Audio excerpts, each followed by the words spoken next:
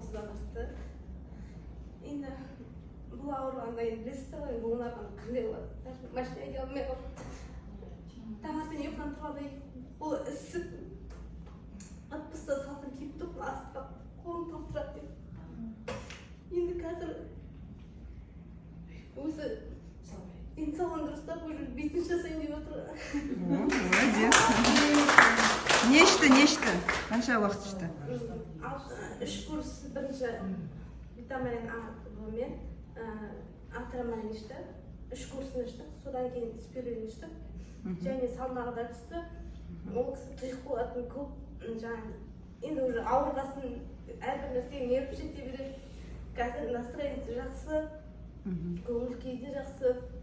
Енді уже ауырым жеңіп, енді бизнес жасайын деп тұрған жолдас. Еще раз диагноз айта алайықшы, еще раз. Ревматоидный артрит. Воспаление. Қанша уақыт ауырды ол кісі? Ол кісі 5-6 жыл болды.